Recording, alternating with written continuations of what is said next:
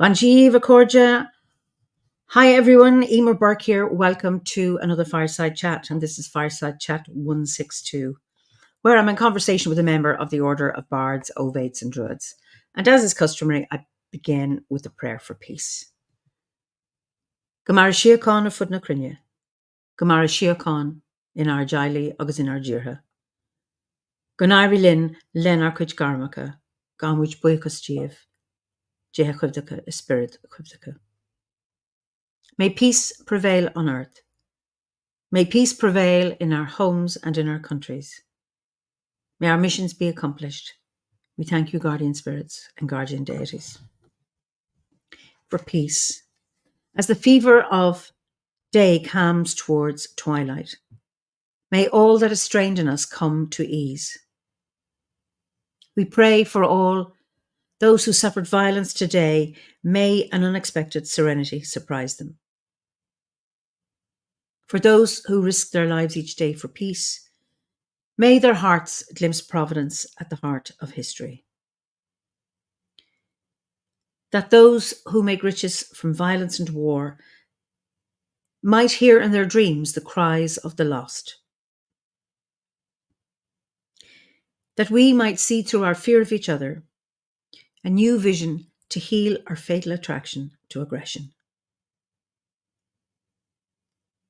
That those who enjoy the privilege of peace might not forget their tormented brothers and sisters. That the wolf might lie down with the lamb, that our swords be beaten into ploughshares, and no hurt or harm be done anywhere along the Holy Mountain, with thanks to John O'Donoghue. So you're all very, very welcome, and let me see where you're all from. High River in Canada, County Louth, lovely Kiev, wow. Sunny Pacific, Northwest USA, Sweden, lovely.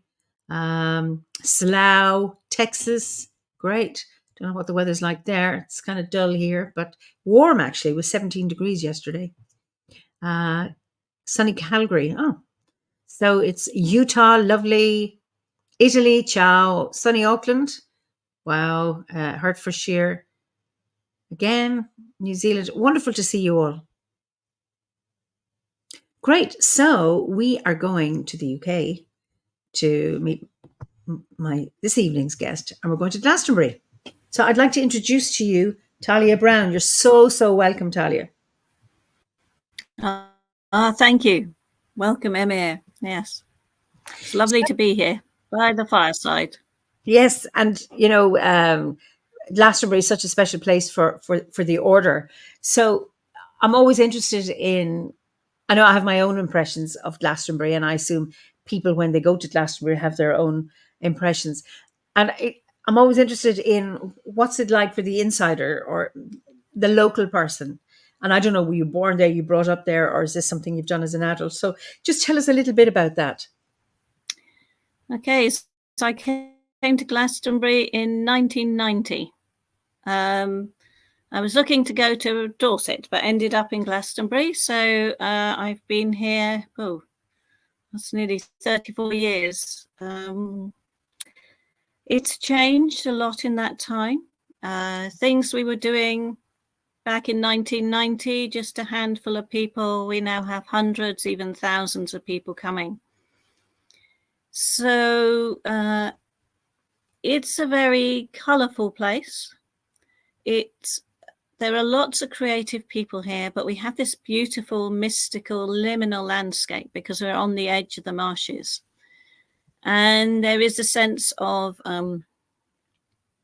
where the waters meet and Avalon, which is a sort of mystical place. And the other thing I love about Glastonbury is that I haven't travelled very much, but all the world seems to come to Glastonbury. So I have friends from all over the world, and that's how I came to be in Obod, because it was a member coming from Australia who was coming over and staying in the house I was in. And then I thought, oh, well, this is interesting. So, yeah. But so it can be quite a difficult place. Okay, go on. Yeah. It's certainly a place of transformation. So if you're centered on your spiritual path, you have to find your own way.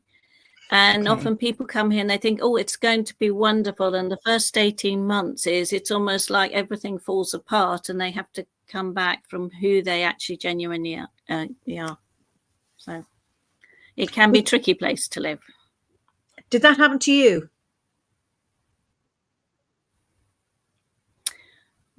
Oh, yes. Yes, it did. And every time I thought I was getting somewhere and I was doing something, something unexpected would happen and then everything would shift. So I came in with a partner of 4 years, so that all went away.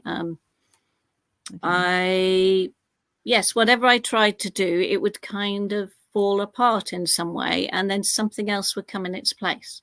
And one of the things that came was that I found myself painting very large banners for different events in town. And when I was at art college in Cornwall, they'd said, oh, you should paint big, and I couldn't. But when I came to Glastonbury, it was like people would say, we need you to paint this 9 foot, and it was oh dear. So, and it's also where I met I moved in and I first encountered my first Druid teacher, who had actually lost their teacher. He'd died when he was a sort of hereditary Welsh Druid, Mynarch. And so this person was coming round to see the person I was sharing with who wasn't in. And then we'd sit and we'd have tea and he'd go through all the teachings for a year and a day. And that was my first initiation into Druidry. And then I followed a solo path because that was back in 1990 for quite a while. But yeah, that was the first thing that came to me in Glastonbury. Wow. That's wonderful. I just want to go back. You mentioned the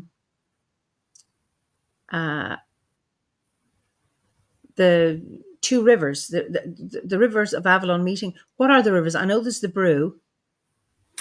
Is there another river? There's not really. The Brew has been altered basically, so by the monks in medieval times. So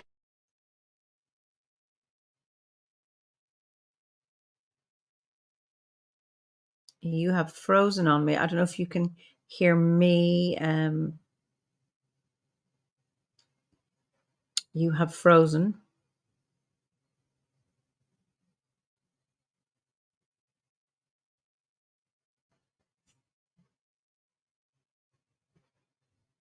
No, you have frozen.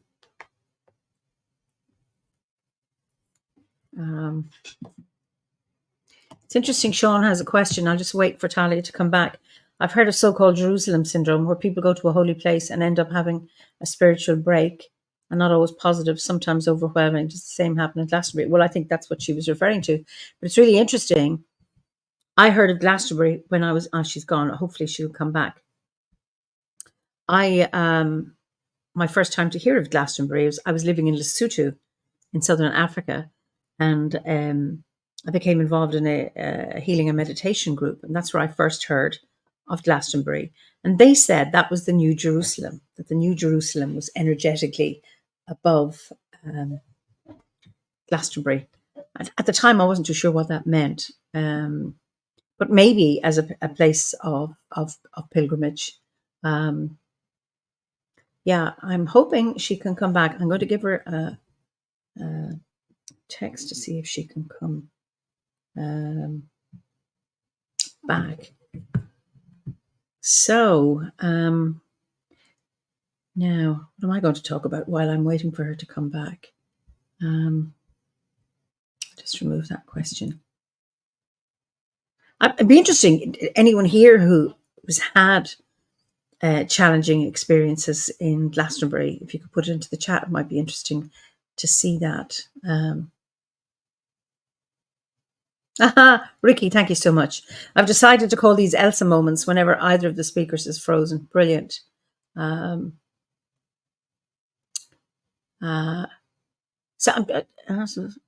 if anyone has had a challenging experience in Glastonbury, it would be nice to but people still saying hello. Switzerland,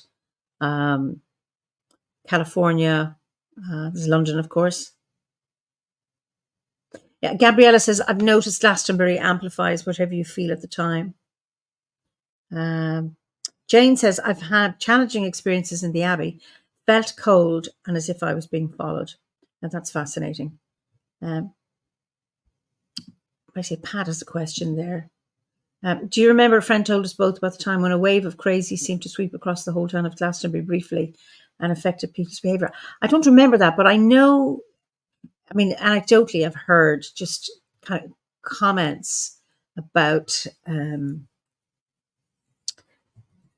it throwing you off, because that it's not for everybody, that people, hopefully they realise that it's not for them and then they're able to go rather than having some kind of breakdown and being stuck without any moving on. Yeah. I don't know where Talia is. That is such a pity.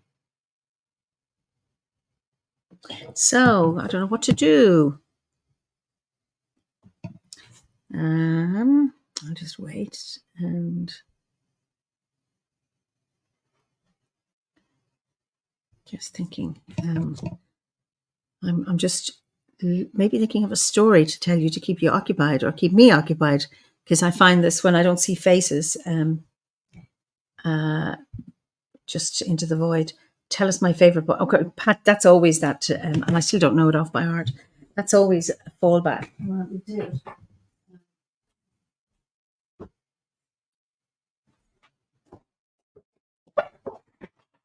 I learn stories off by heart and remember them, but then if my harp was tuned up, I'd have played a tune. Denise said, I had a Thor. I had on the tour in Glastonbury. Always good to hear. Okay, so this is a poem called Aristotle, Howardian Ethics of the Mean after Nicomachus, with thanks to Cormac MacArt. So this is probably my favourite poem. This was a poem of Howard's when he published a book in the last 6 weeks, two books in the last week of his life. And he went into hospital for a procedure.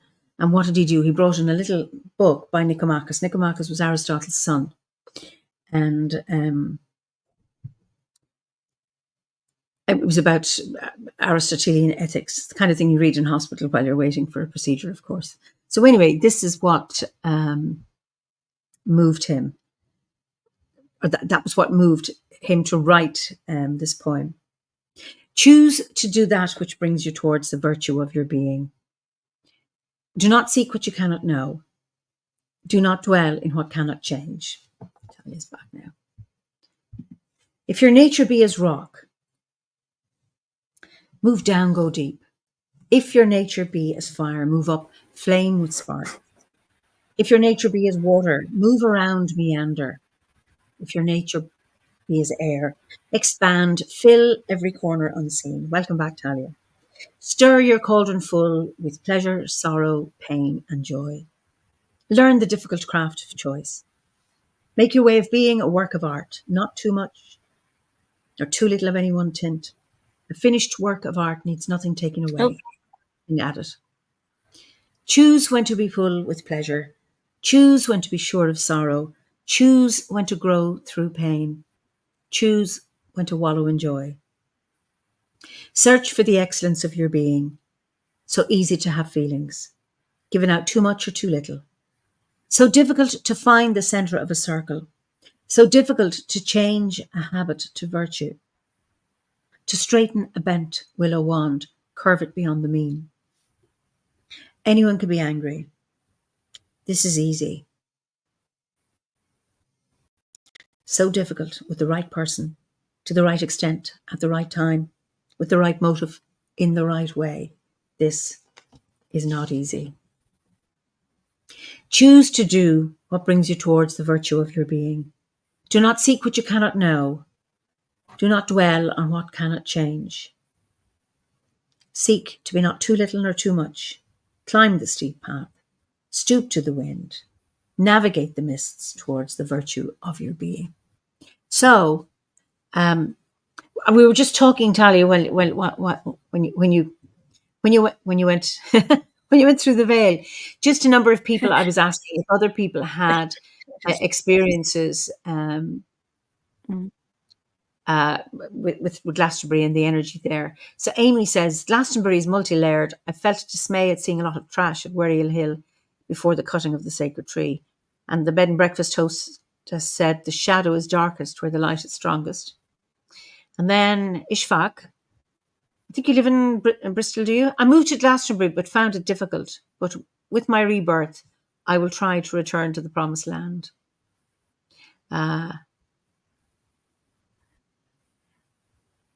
Okay, there's another question I'm going to ask.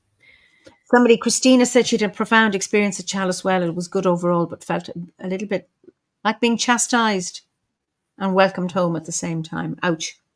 Yeah. Great. So now where are we? I just want to make sure. So yes, because Sean had asked, he was talking about, but I think you'd already mentioned it. The question came in late that people going to Jerusalem often have kind of a crazy experiences where they have a breakdown. Sometimes they're resolved and sometimes there aren't. And I was saying that my first time I heard of Glastonbury, I was living in Lesotho in Southern Africa. And I was involved in a healing and a meditation group. And they talked about Glastonbury is the New Jerusalem, that energetically it lay over Glastonbury. I don't know if you've heard that. Have you heard that? Oh, yes. And they love to sing the William Blake song about Glastonbury being the New Jerusalem. And it's many layered, and it's like there are different paths within it. So some people get very lost within Glastonbury, and there are some very beautiful spaces, some very chaotic spaces. I mean, we have over nearly 80 different spiritual groups living within the town. So yes, and of course, if you've ever seen the map of the ley lines, it's like this map of ley lines going. So it's about finding a place where you can be. I mean, for 20 years, I was living in a house, and it had the Abbey stone wall around it. So it was a bungalow with an Abbey stone wall around it. And so that meant it was very peaceful. But as soon as you opened the door, there was like this whirl of energy spinning around. So we got to find places to ground when we're in Glastonbury, really. Absolutely. So there was something I was going to... Can you sing the song?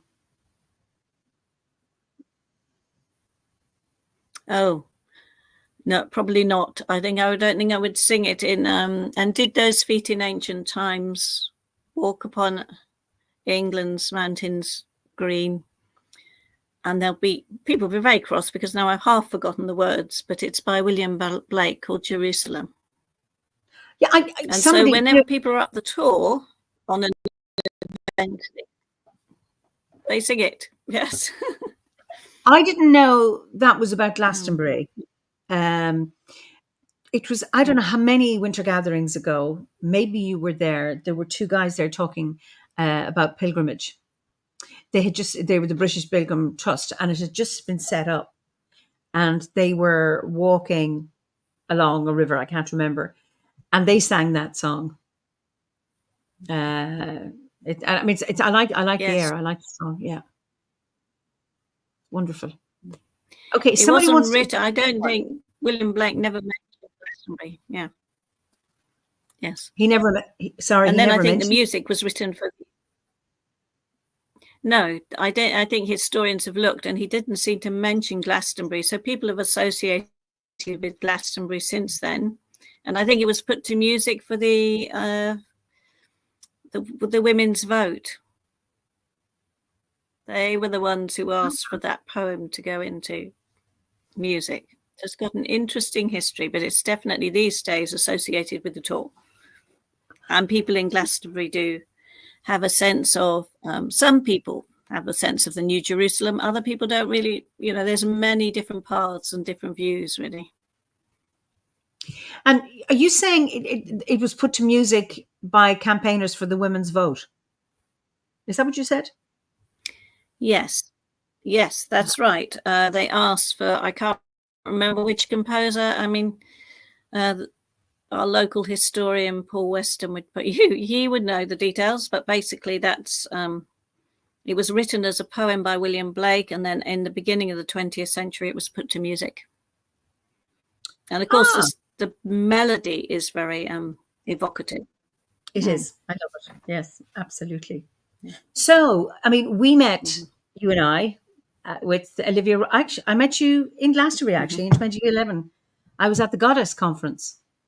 And that was, I'd gone to the summer gathering in June. And then in July, I went back to Glastonbury to the Goddess Conference and met you with Olivia Robertson, who was one of the co-founders of the Fellowship of Isis, and you're a priestess there, and you're a druid in the Druid clan of Dana. And of course, Olivia was one of Philip's teachers, and she was also a friend of Nuan. So lots of lovely connections. And I met you and your sister Lydia, and then subsequently met you in Huntington. So what were you doing before you found, I mean, I assume it was Linda that introduced you to Obod, yes? Yes. So, and that was back in 2016. Okay. So I met, so in 2010, I joined the Fellowship of Isis, was ordained by Olivia. Same here. And 2012, I joined the Druid clan of Dana. Yeah. Same here. Because it was founded on the hearth of the goddess. Yes. Yeah, which was very, and also I love the Dana and the Tuatha De Danann. So, and the fact that the Druid clan of Dana is founded on developing our psychic gifts through nature. So that was really where I, and it was on that journey, because I had my grove, the White Heart of Avalon, back in 2012, and then my teacher in the Druid clan of Dana said, "Oh, well, I think you need to train to become an Ardaban Druid," which basically is a teacher in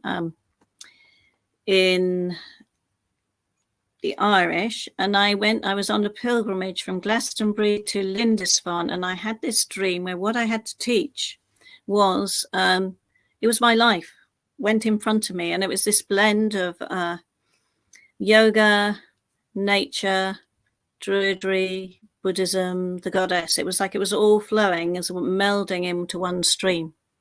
And I went on a yoga retreat in Lindisfarne, and they were starting a yoga teacher training. So I said, well, I've had this dream. And they said, oh, well, that's great. You can do your research project on that.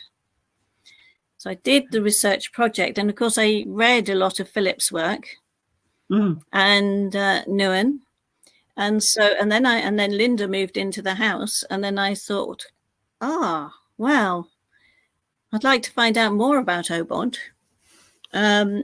And so when I completed my yoga teacher training, I then joined Obod. That would be in 2017. So, yes, but I still have my grove. I love the Druid clan of Dana, because when we go out into the land, and around Glastonbury, you have the Temple of the Stars. We always read from Olivia's writings about the stars, all those different beautiful sort of plays she does out in the land. And I love the summer ritual. We always go out onto the land in the center of the zodiac and do that. But I feel it's very much the teachings come through the dream. That's what I find with that. Wow. So I'm just interested, where do Obod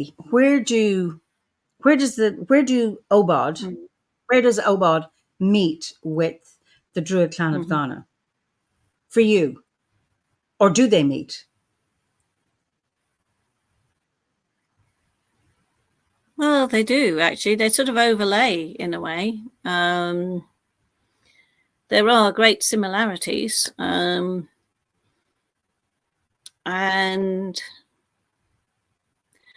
I suppose,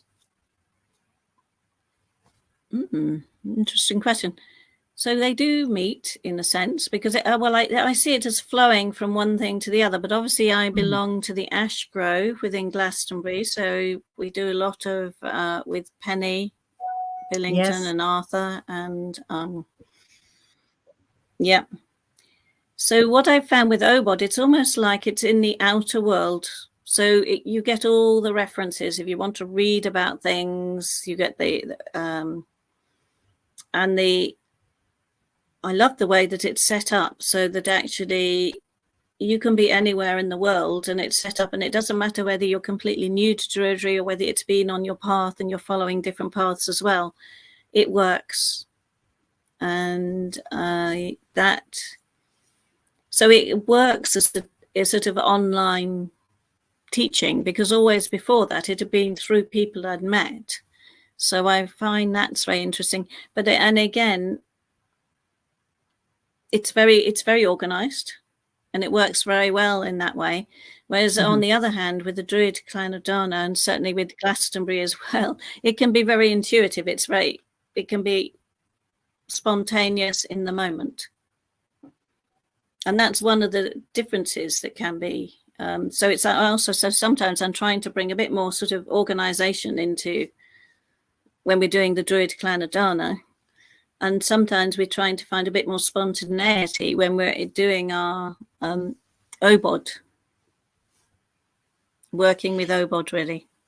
But I'm on the Ovate course at the moment. I've been going through that for about 3 years, I think. So that's different again, because it is literally going into the forest and connecting with the ancestors and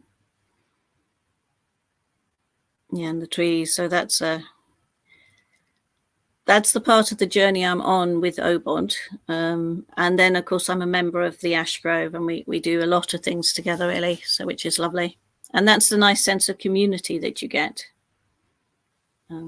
Beautiful.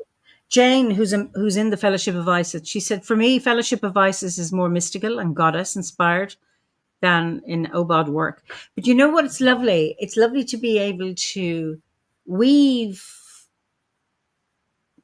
two different perspectives and there not be any clash, because they are both different ways of expressing or the same thing, maybe, or touching the sacred, touching the land, touching divinity, however that is.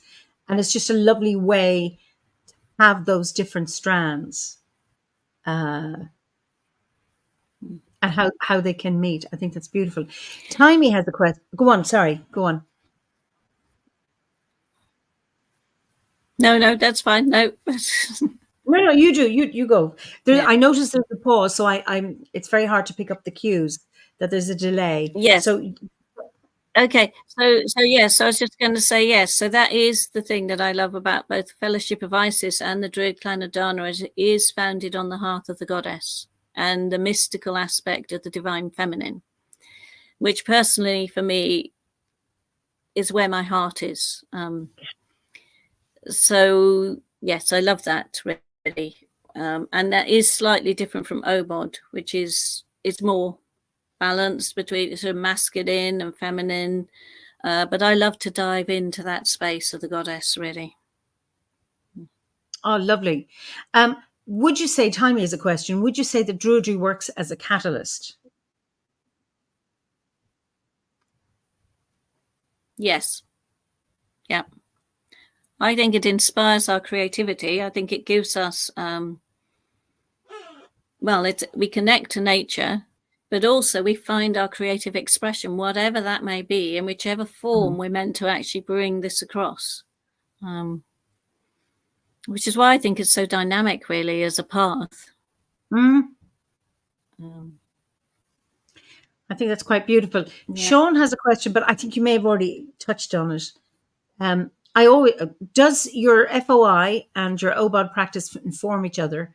What do they bring to the other's world? You may have already touched on that, but maybe develop it a little bit. Well, they do, because sometimes, you see, I'm reading Olivia's plays, and then I read the Obod plays, and then you can see the connection. There is a similarity in the structure, and then there are the differences. And I feel enriched. This is why I like to belong to different orders, because you get a different quality with one group of people, and then you're with another group. And I'm also part of the Gorseth of Yinniswitran, which are the local druids Yeah. who live within walking distance of Glastonbury. So that's something else again. And I suppose, again, it's like communities of people create a certain atmosphere. They create their own resonance. And I always think we have such a wonderful wealth of different types of people. So I always like to go and be in different groups and and be part of a range of things, because I think that's all part of that wonderful, rich tapestry that is there for us in these times, really. Well, absolutely, absolutely. And Gabrielle has a question, and I can't answer this for her, but she says, I'm still slightly confused. What group to join within FOI? I'd appreciate any suggestions or insights to help clarify that. Now, Gabrielle is a member of OBOD. Oh, well, you see, each Iceum, if you join the Fellowship of Isis, each Iceum has its own character, because the genius, I thought, of Olivia was to empower each person to find the deity that they connect to. And I think the only rule really is that you don't harm anybody, that you treat people with respect. So then each of the Iceums can be completely different. They've got different goddesses, different deities. And then if you love nature, and I did, you see, even for me, connecting with nature has always been throughout my life really important, then that's where the Druid clan of Dana comes in, because it's literally about, we do our ceremonies outside and connecting, awakening our awareness through the connection to nature. And then I think there's the Tara, the Order of Tara, which is if you particularly want to campaign for saving the trees, certain ecological sort of projects, then there's also the Order of Tara, isn't there? So I think, again, it's very intuitive. So it's where you're drawn to, the people you meet. You suddenly meet somebody and they happen to belong to this group, and then it's like, this is the thread to follow. Now, I think that's interesting. What you say is that thread you can grasp through meeting somebody. I think that's because I think it's, if you're looking at something online, it can be quite difficult. Where I met Olivia physically, I met her and she invited me to Huntington, and that's how that started. And I joined in 2010 too, and joined the Druid clan of Dana in 2012, just like you. It's really interesting. And I was ordained in 2011. Amazing! Yes. Well, yes. So, go on. Yeah, well, you see, because she was coming each year to the Goddess Conference. That's right, yeah. That's where I met Olivia, and then my sister Lydia was ordained before me, some years before me. So, and she always came to the Iceum there. So that's where we met her, and yes, the connection. But whenever she did, because she'd always do an impromptu play at the Goddess Conference, and to me that was always the most powerful thing, because it was like on the inner worlds, all the different levels would sort of come alive, and I loved her spontaneity and her sense of humor. That was yeah, she was. I remember so when we meet at Huntington now, we've already people have volunteered to do the mystery play in advance, because she used to hop on people to say, now you be the spring maiden, or you be the Cailleach. And people might have been there for the first time, not a priest or priestess or anything. I remember people just keep their heads down in case she catches their eye and asks them. But they were always amazing, because somehow spirit moved people to speak, and they would stand up. And she was never critical. She would never say, nothing, that's stupid, or you shouldn't say that. She just allowed whatever was meant to unfold. So she had a great sense of humor and a great sense of fun. Yes, it's a great gift, isn't it? That, yes. Absolutely. Yes. Yeah. Pat says, the FOI is my connector. It gives me a path to move from Celtic myth into world myth, because Isis of the 10,000 names contains so many goddesses. That's a very nice, yes, wonderful. Yeah. Yes. So when you came back from Lindisfarne, you came back as a yoga teacher, did you?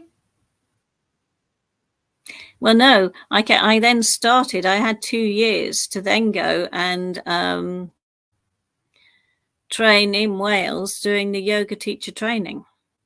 Okay. And I had a year where I was actually researching into what I called the 3 hills of yoga. So I was finding the symbolism which you have within the yoga tradition, within the 3 hills of Glastonbury. So again, finding the spirit of place, and also that connection between the way that Druidry can be taught in riddles and questions, and you get that in the Upanishads. And there's that wonderful connection between Irish mythology and Indian mythology. So I was looking for this confluence of streams, really, where the two were sort of blending together. And that's where then I had to, because always before I'd had personal connections and I'd had a sort of intuitive connection with the land. So at that point, I then had to read different books and think, okay, well, if I've got to put a definition in, I better actually read what's actually said out there to then write my project. Yeah. And I felt that because of the dream where everything blended together, that was also all part of the Ardaban Druid training. And so when I completed my yoga teacher training in 2017, I then did that ordination on the side of the tour, which I felt empowered me to teach.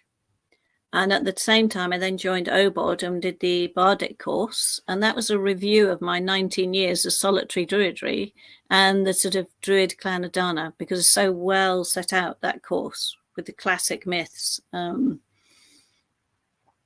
Yes, so that's really, and that's what I find, is that I seem to focus on one. So I might be focusing on the yoga, and then the Druidry might go to the background, and then the Druidry used to come forward. But now I'm weaving the two together. So when I teach, I'm teaching to the rhythms of the season, the rhythm of the moon, the patterns of the stars, and using language that helps reconnect people to nature. Wow. Yeah. Tell our viewers a little bit about your sun salutation. Oh, yes. I've got it over there. I'll just go and pick it up, actually, quickly. Okay.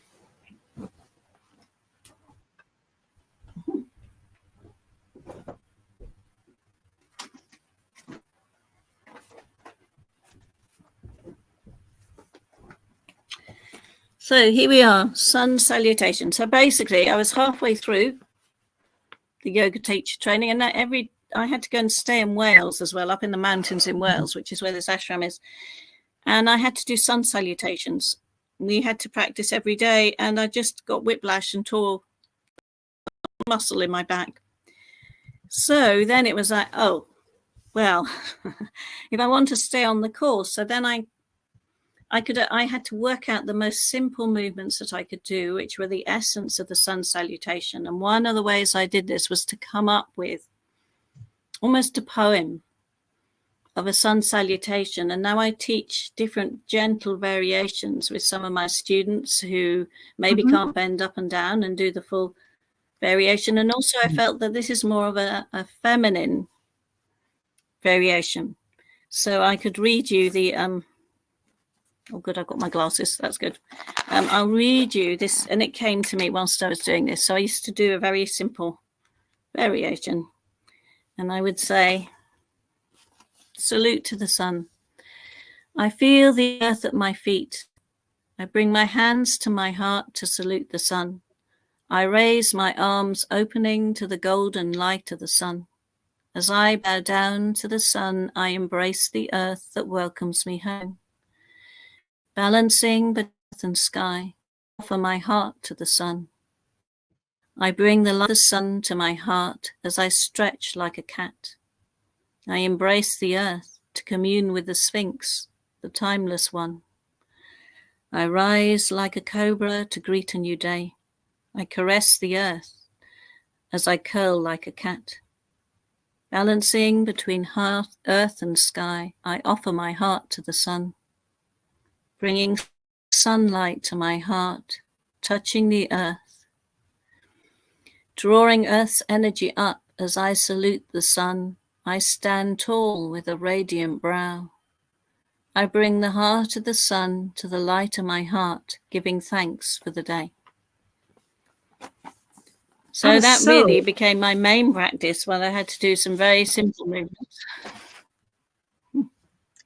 That is so beautiful. Amy says there's a moon salutation that is more yin feminine, but it's interesting because we often, many cultures, associate the moon as feminine and the sun as masculine. Then there are other cultures where it's the other way around. Are you familiar with the moon salutation? The moon salutation in the classical yoga is you add one pose. I do a full moon flow, but we actually I add other movements into it.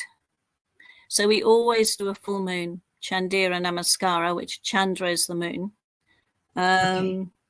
I'm not necessarily, if there's a poem, I may not have seen it, so I'd be very interested to see it, because we always have to do a full moon flow, and I have different versions now because I got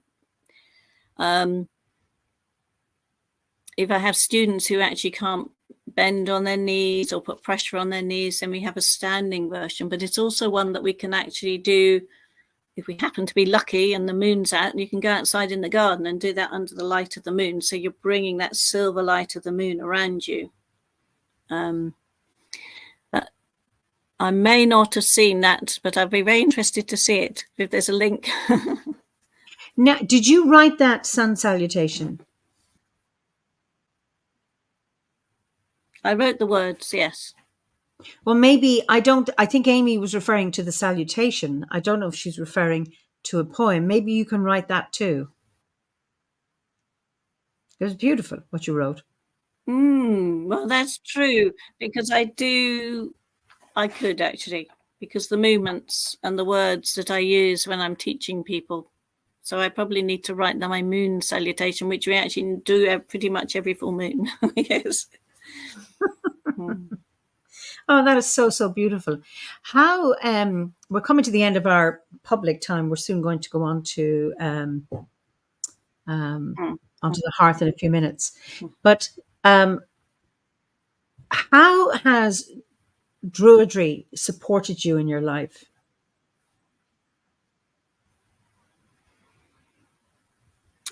Ooh, what a wonderful question. Well, my connection to nature has always been key. That's where I find peace. That's where I come home to myself. I think Druidry has really empowered me to find my creativity. Certainly, when I did my bardic initiation, I was a painter for a long time, so I would paint images. And then when I did the bardic initiation, it was like I thought I'd be painting stories with images, but actually the words became images, and it changed around.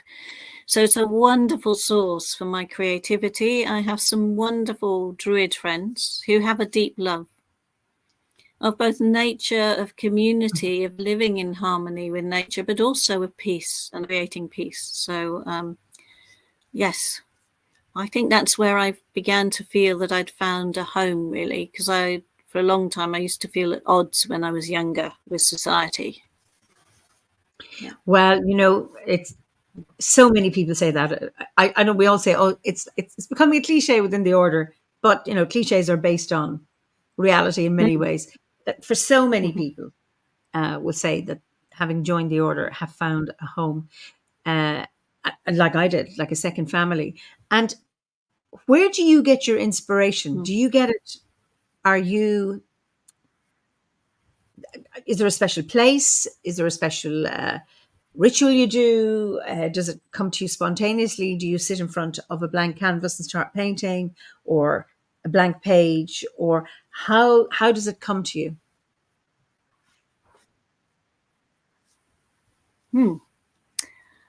Well, it comes from different sources, really. I mean, it might come when I'm going for a walk, when I'm outside. I think it nearly always comes when I drop into a place, almost like a meditative place. Okay. And sometimes I use sound, and certainly the Awen or the Om, any of the sounds actually then open up that flow of inspiration. And sometimes it takes you by surprise because suddenly there it is. Yeah. Brilliant. Okay. It's been just so lovely chatting to you. So we're going to go over to the hearth now. And I've been lots of reaction to your poem. Just absolutely beautiful. So I'm going to let you say good night. And okay, well, good night. It's been lovely chatting to you. So just before we get, Sandy says, I loved the salutation to the sun. Thank you for a wonderful chat. I always lose where to find you on the hearth. Not very good swapping it. We'll say good night. Look for live. Tune in. You'll find it if you go down on the menu. Anyway, I will see you on the other side, Talia. So thank you all so much for joining us this evening. And it's nice to, there is a live tab if you look at it, or I'll create it again if it's not there, because I did check it. I will see you in 2 weeks' time. So in the meantime, be well. We're still in Samhain in Ireland. Samhain lasts for the whole month of November, because that's what it means. So as we continue to journey into the dark time of the year and in the darkness, may you be nourished, may you be held in that darkness, in that stillness, and may you rest. So until we meet again, Slán go fóill.